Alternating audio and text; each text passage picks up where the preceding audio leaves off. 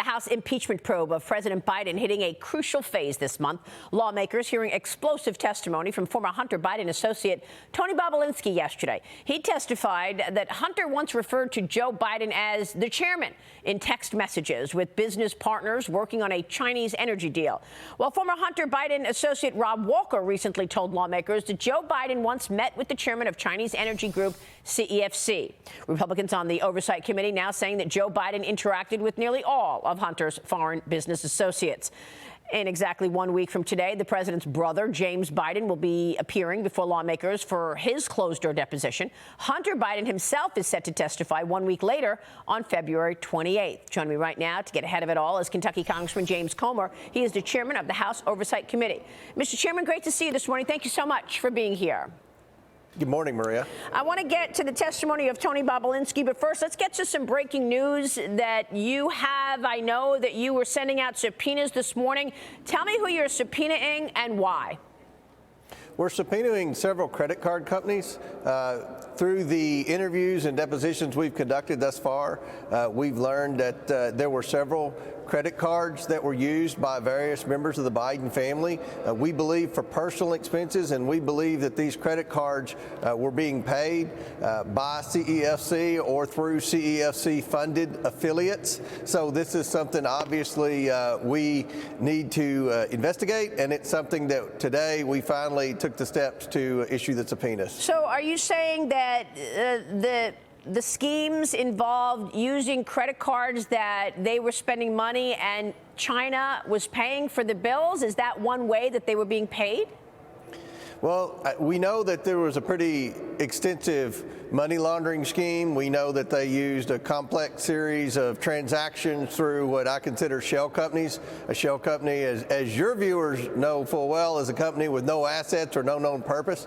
And this was a complex way to try to deceive the IRS and to operate in the shady manner that they operated. One of the things that you'll notice on all of the bank statements is a lot of payments to credit cards, and they were various credit cards. Somebody said, well, just subpoena their credit card company. I mean, Maria, they had dozens of credit cards and dozens of bank accounts. But what we've been able to narrow it down to is some specific credit cards that were used by various members of the Biden family. So we've taken all the steps necessary to be to the point today where we're issuing a subpoena that will win in court. Remember, we're subpoenaing very sensitive information, very personal information from the Biden family. At the beginning of this investigation, nobody thought we would ever be able to obtain that information, but we've done everything the right way, and we're winning. We're in a position to where we can win in court, and I believe that we'll be able to obtain that credit card information. So in terms of these credit card companies, are you subpoenaing companies like Visa, MasterCard, or the major banks like Bank of America, JP Morgan? Can you give us some clarity on who you are sending subpoenas to?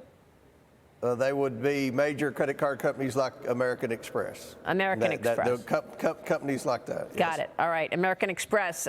So you sent the subpoena to American Express this morning? Yes. Let me get your take on what you learned yesterday from Tony Bobulinski, because Bobulinski's lawyer is going after Oversight Committee ranking member Jamie Raskin today for calling Bobulinski a political pawn. Mr. Chairman, we're hearing from the lawyer who writes this. Mr. Bobulinski has the facts and the receipts, and no amount of character assassination will change that. Your thoughts? Well, Jamie Raskin continues to be dishonest with the American people, and Tony Bobulinski's not happy about it, and I don't blame Bobulinski, and his lawyer should issue a letter.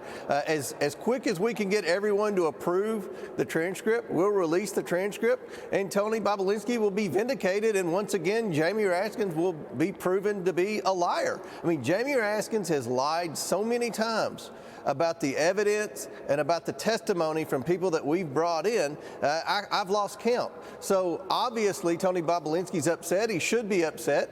You know, he's the one honest, credible guy that was involved with the Bidens. He was so honest and so credible, Hunter defrauded him because he didn't want to be in business with a guy like Tony Bobulinski. He wanted to be in business with people that would allow them to continue to commit financial crimes and operate with our adversaries around the world. And Tony Bobulinski, at the end of the day, did not want to do that. So Tony Bobulinski's the one good guy in all of this. He did a great job under duress from the Democrats on the Oversight Committee. I've never seen people behave worse than Jamie Raskins and Dan Goldman did in trying to intimidate Tony Bobulinski, but they didn't. Tony Bobulinski provided very good, solid, credible evidence, and our investigation continues to move forward. You know, I mean, when we all look at this together, no matter what side you're on, obviously, if the commander-in-chief is taking money or has taken money from foreign adversaries, that immediately becomes a national security threat.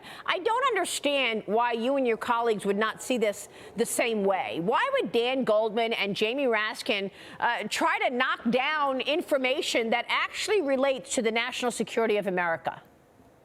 That's a great question, Maria. I mean, I don't think my constituents would tolerate public corruption. I don't think my constituents want our president to be on the take, for our president to allow his family to peddle his office to our enemies around the world. But yet, Jamie Raskins and Dan Goldman continue to defend the indefensible.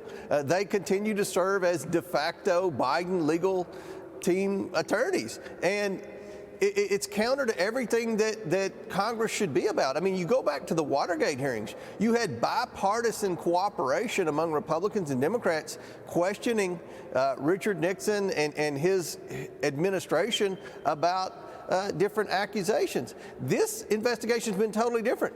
Not only has one Democrat never asked a substantive question about anyone involved in the Biden schemes, they continue to defend, and even further, they try to intimidate, and then they walk out to their friends in the mainstream media behind me here and spread disinformation. I mean, it's very clear the Bidens were influence peddling. You know, what they're trying to say is, well, Joe Biden didn't know anything about it. Kind of like the Her report, where Joe Biden continues to lie and play the dementia card and everything else. At the end of the day, what we've learned from Tony Bobulinski, from Ron Walker, from Devin Archer, is Joe Biden was the central figure. He is what the Bidens were selling. He is how the Bidens took in tens of millions of dollars from our enemies around the world. And I think most Americans are not happy with that. Well, I mean, it's very discouraging and disappointing to see elected officials try to water this down and not acknowledge if, in fact, the Biden family has accepted millions of dollars from our adversaries. I mean, just like the poster child of 2016, which was Adam Schiff, who was running around with hair on fire, Russia, Russia, Russia. Trump colluded with Russia, and it's in plain sight. I think the American people are sick and tired of elected officials playing politics with something so important as the national security of America. And, you know, you say you're sending these subpoenas out to credit card companies. Are they going to respond? Will you actually get the data that you're looking for? Because I know you had a hard time getting the bank records initially from, you know, Bank of America and JP Morgan or whatever the other banks you were. But you did get those bank records. Ultimately, they did send you the bank records, right? So you think American Express is going to send you these records? Well, we're going to find out. Remember, when I issue a subpoena, Jamie Raskins gets a copy of that, the ranking member. He's, you know, runs to Abby Lowell. He runs to the White House. He shows them the subpoena. The White House will immediately call the financial institution or the individual being subpoenaed and threaten them and try to obstruct and encourage them to not cooperate with our investigation. We have evidence of the White House doing that with witnesses we've tried to bring in for interviews. They discourage them from coming in. Yeah. And, you know, we'll see if these financial companies will continue to work with us. I mean, what they do in the beginning, when they get a call threatening or encouraging them not to work with us, they meet with their legal team and they finally finally figure out that we have created a path here to win in court. So we're going to get those financial records one way or another, but like everything else in our investigation, Maria, it takes a long time because we are obstructed by the Biden legal team, by the White House, by the Department of Justice, and the list goes on and on. Just extraordinary. You've also threatened to subpoena the Justice Department if they do not hand over the full transcript of President Biden's interview with Robert Hur. By February 19th is the date you put in place. You're asking for the full access to the documents that Biden was willfully holding on to. Have you heard back from the Department of Justice on this? Do you expect to get that transcript?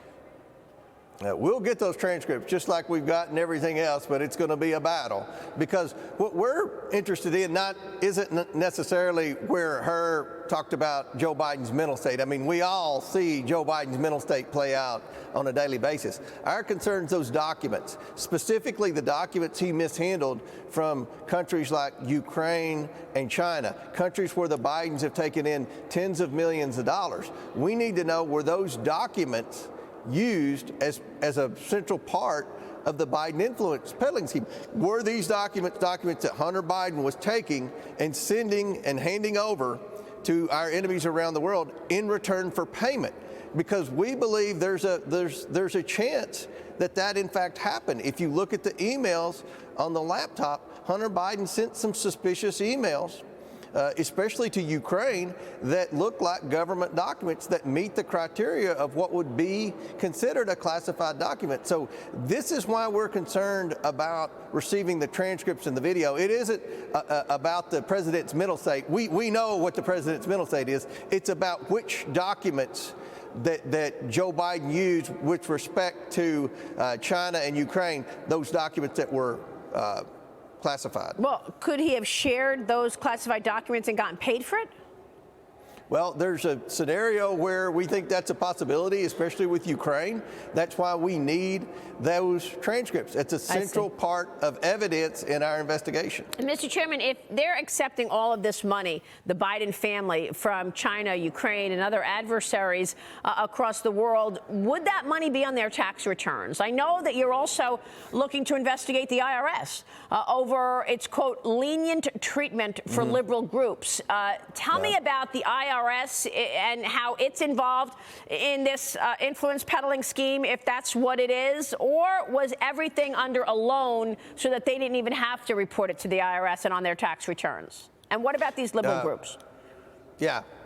With respect to the taxes owed, the majority of the money that Hunter Biden and we believe Jim Biden, but we'll know more about Jim Biden in a week. The majority of the money that Hunter Biden received through the adversarial suspicious transfers from countries to the shell companies, he didn't pay a penny of taxes on them. The taxes that he owes are based on income from Burisma. So he still owes millions and millions of dollars on the influence peddling scheme money. Then you take, after the IRS went in and were investigating the Bidens for money laundering, for tax evasion, they were told to stand down. We know this from the IRS whistleblowers Shapley and Ziegler. From that point on, they changed the way they were taking money in. Now they started taking money in and claiming it as a loan, because you don't even have to report a loan to the IRS. Now, if you get a loan and you never pay it back, then that's income. So I could make a strong argument on your show today that just the president's son and brother owe millions and millions of dollars to the IRS from the money they took in from the influence peddling schemes, where they disguised it as loans and where they wrote off expenses from their shell companies. So this is a problem. This is a big part of our investigation. And then you look at Joe Biden. He took in $250,000. He made $250,000 from the influence peddling scheme. There's no question about that. He never paid taxes on that. So we've got a lot of tax evasion concerns in this investigation, and we're trying to track it all down. Congressman, real quick before you go, we were having a debate yesterday on where the smoking gun is in terms of Joe Biden's involvement in his family's influence peddling. And I wonder what you view as the smoking gun. Is it the $40,000 that went directly to Joe Biden, and that would be 10% of the overall $400,000 that came from China, or is it something else? What is your smoking gun that proves Joe Biden was involved? Well, first of all, we've tracked those two payments. $250,000 Joe Biden received directly from the family influence peddling scheme. There's no question about that. We've traced the money, and we have the bank memorandums to prove how that money went from the influence peddling schemes to Joe Biden's back pocket. But you look at all of this and all the money that his family took in, and it's a clear violation of the Foreign Corrupt Practices Act. That's clearly defined in the legislation as what constitutes a bribe, and a bribe to family members is certainly essentially a bribe to the politician. So that's one of the violations. You've got FARA violations, Foreign Agents Registration Act. So I think you're going to see at the conclusion of this investigation, when we issue the report, there were a lot of crimes committed by many members of the Biden family, including Joe Biden. When are you expecting to issue the report? Well, we've got to depose Hunter Biden on February 28th, then we'll have a public hearing, and hopefully we'll be starting on that report after that. Congressman, thank you. Mr. Chairman, we're watching your work. We appreciate your time. James Comer joining us in D.C. We'll be right back.